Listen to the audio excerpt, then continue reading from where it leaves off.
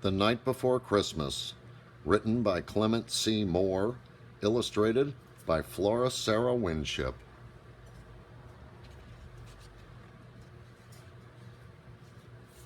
'Twas the night before Christmas, when all through the house not a creature was stirring, not even a mouse. The stockings were hung by the chimney with care, in hopes that St. Nicholas soon would be there. The children were nestled all snug in their beds, while visions of sugar plums danced in their heads. And Mamma in her kerchief and I in my cap had just settled down for a long winter's nap, when out on the lawn there arose such a clatter, I sprang from my bed to see what was the matter. Away to the window I flew like a flash, tore open the shutters, and threw up the sash. The moon on the breast of the new-fallen snow gave a luster of midday to objects below, when what to my wondering eyes should appear but a miniature sleigh and 8 tiny reindeer. With a little old driver so lively and quick, I knew in a moment it must be St. Nick. More rapid than eagles his coursers they came, and he whistled and shouted and called them by name. Now Dasher, now Dancer, now Prancer and Vixen, on Comet, on Cupid, on Donner and Blitzen.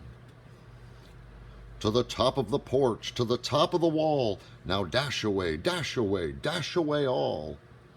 As dry leaves that before the wild hurricane fly, when they meet with an obstacle, mount to the sky, so up to the housetop the coursers they flew, with a sleigh full of toys, and St. Nicholas too.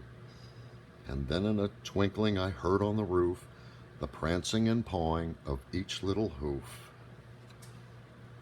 As I drew in my head and was turning around, down the chimney St. Nicholas came with a bound. He was dressed all in fur from his head to his foot, and his clothes were all tarnished with ashes and soot. A bundle of toys he had flung on his back, and he looked like a peddler just opening his pack. His eyes, how they twinkled, his dimples, how merry. His cheeks were like roses, his nose like a cherry. His droll little mouth was drawn up like a bow, and the beard on his chin was as white as the snow.